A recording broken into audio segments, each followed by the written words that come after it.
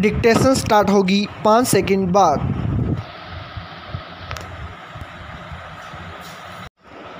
Yes महोदय, आइए पर्यावरणीय कानून को लागू न करने के घातक परिणामों पर एक दृष्टि डालें। कार्यकारिणी और न्यायपालिका दोनों में संकल्प की कमी है। खेद है कि प्रदूषण नियंत्रण मंडल प्रदूषण नियंत्रण के लिए कुछ नहीं कर सके, और यदि उन्होंने कोशिश की तो उद्योगपतियों के दबाव में आकर राजनीतिज्ञ आड़े आ जाते हैं और अपराध के बड़े से बड़े मामले में भी अधिकारी कोई कार्रवाई करते नहीं, चाहे प्रदूषक उद्योग निजी क्षेत्र के हों या सार्वजनिक क्षेत्र के। मेहता वाले मुकदमे में उच्चतम न्यायालय द्वारा पर्यावरण सुरक्षा संबंधी कानूनों को लागू करने के लिए न्यायालयों की सहायता के लिए पर्यावरणीय न्यायालयों की स्थापना का सुझाव दिया गया था। न्यायमूर्ति भगवती के अनुसार पर्यावरण प्रदूषण, पारिस्थितिक क्षति और प्राकृतिक संसाधनों से संबंधित झगड़ों के मुकदमे दिन पर दिन बढ़ते जा रहे हैं और इन मामलों में वैज्ञानिक तथा तकनीकी आंकड़ों का मूल्यांकन आवश्यक होता है। इसलिए क्षेत्रीय आधार पर पर्यावरण न्यायालयों की स्थापना की जानी चाहिए, जिनमें एक न्यायाधीश के अतिरिक्त मामले की प्रकृति और अपेक्षित विशेषज्ञता को देखते हुए पारिस्थितिक विज्ञान विषय के 2 विशेषज्ञ हों। तथापि पर्यावरणीय न्यायालय के निर्णय के विरुद्ध उच्चतम न्यायालय में अपील का अधिकार हो। पाई पैराचेंज प्रदूषक उद्योगों में शक्तिशाली निहित स्वार्थों के कारण श्रीमती मेनका गांधी पूर्व पर्यावरण एवं वन मंत्री भारत सरकार के समर्थन के बावजूद इस प्रस्ताव पर कार्रवाई नहीं की गई। प्रदूषण में पैसा है और नौकरशाही पैसे वालों का साथ देती है तथा पारंपरिक न्यायालय पर्यावरण न्यायालयों के प्रति अति संवेदनशील हैं। पर्यावरण विज्ञान उनके लिए यह एक नया विषय है। न्यायालयों के इस विषय से अनभिज्ञ होने से हानि होती है और नकारात्मक दृष्टिकोण के कारण न्यायाधीश ऐसे मामलों में यथास्थिति बनाए रखने, स्थगन आदेश देने या मुकदमा खारिज करने जैसा आसान तरीका अपनाते हैं।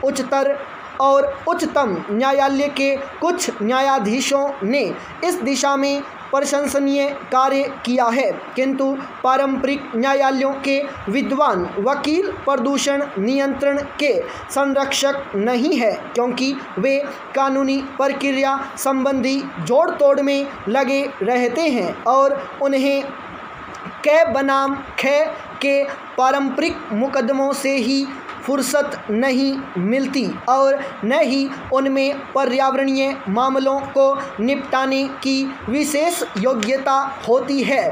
सामाजिक कार्यकर्ताओं द्वारा दायर किए गए सामाजिक न्यास संबंधी मुकदमों की सुनवाई के लिए उनके पास समय कहाँ है। इसका असर सारे समाज पर पड़ता है, जिसमें न्यायाधीश भी शामिल हैं।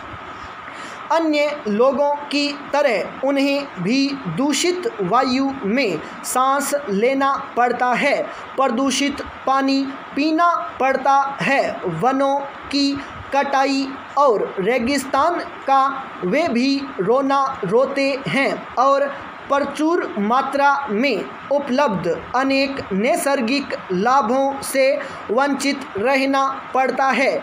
लेकिन प्रकृति का आनंद लेने के लिए कवि जैसा संवेदनशील हृदय होना चाहिए, जो जीवन की कविता से परिपूर्ण हो, जिसमें विश्व बंधुत्व की भावना, प्रकृति से एकात्मकता और प्रत्येक मानव के जीवन के अधिकार के प्रति प्रेम हो। कभी कभी न्याय करने वाले को न्याय और उसके विविध आयामों की जानकारी नहीं होती। पाई पैराचेंज।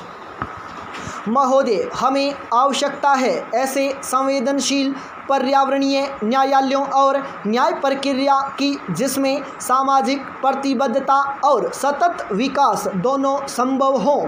सभी प्रक्रियाओं को तेज करने, मॉनिटर करने और निगरानी के लिए एक शक्तिशाली उत्प्रेरक पर्यावरणीय लोकपाल पद्धति की आवश्यकता है जो पर्यावरण सुरक्षा के सक्रिय प्रहरी की भूमिका निभा सके और जिसमें उच्चतम न्यायालय के अतिरिक्त अन्य न्यायालय का हस्तक्षेप न हो सके, जो राजनीतिज्ञों की पहुंच के बाहर हों।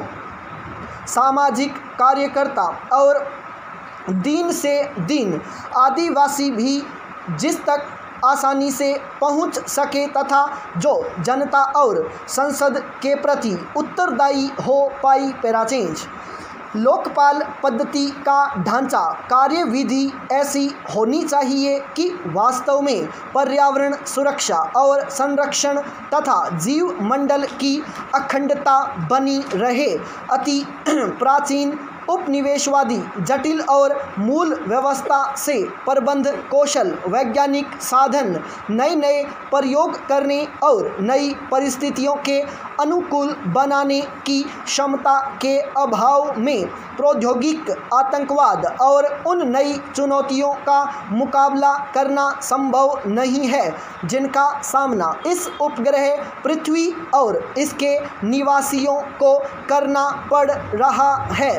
हमारी न्यायिक व्यवस्था अनेक प्रकार के संकटों से घिरी है और यदि हम वास्तव में पर्यावरण संबंधी मामलों के साथ न्याय करना चाहते हैं तो ऐसे पर्यावरणीय न्यायाधिकरणों की आवश्यकता है जिनमें विधिवेता और विषय विशेषज्ञ दोनों का सक्रिय सहयोग प्राप्त हो। इससे भी अधिक आवश्यकता है एक उच्चाधिकार प्राप्त बहुस्तरीय लोकपाल पद्धति और कार्मिकों की जिन्हें कार्रवाई शुरू करने, जांच करने, निर्णय लेने, निषेधाज्ञा जारी करने के व्यापक अधिकार प्राप्त हों। यह स्वायत्त संस्था होनी चाहिए जिसमें राजनीतिज्ञों और कार्यकारिणी का हस्तक्षेप, पेचीदा नकारात्मक कानूनी अड़चनें न हो तथा कर्मचारियों को सरकारी भय और लालच प्रभावित न कर सकें। इन उच्च पदाधिकारियों का चयन प्रस्तावित लोकपाल बिल के अनुसार हो सकता है तथा इनका कार्यकाल निर्वाचन आयोग के समान हो सकता है। पाई पैराचेंज। आम नागरिकों और सामाजिक कार्यकर्ताओं के लिए इन उच्चाधिकारियों तक पहुंचने में कठिनाई नहीं होनी चाहिए और आवश्यकता पड़ने पर उन्हें निःशुल्क कानूनी सहायता उपलब्ध कराई जानी चाहिए। सूचना प्राप्त करने की स्वतंत्रता अमेरिका के कानून की तरह स्पष्ट हो और कानून लागू करने का सांविधिक अधिकार इन अधिकारियों को प्रदान किया जाए ताकि इसके अभाव में पर्यावरणीय न्यायालय संस्था का नैतिक पतन न हो। पूर्ण न्याय दिलाना मुख्य उद्देश्य होना चाहिए, न कि केवल आदेश जारी करना। दीवानी न्यायालयों के सामान्य अधिकारों के अतिरिक्त अन्य अधिकार और कानून का उल्लंघन करने वालों के लिए दंड का उल्लेख भी इस कानून में किया जाना चाहिए। न्यायपालिका, कार्यपालिका तथा प्रशासकों सभी को लोकपाल तथा पर्यावरण न्यायालयों की सहायता करनी होगी। इसके लिए शायद संविधान में संशोधन आवश्यक होगा। इस विषय में सभी राजनीतिक दलों के सहमत होने के बाद संविधान कोई कठिन समस्या नहीं होगी।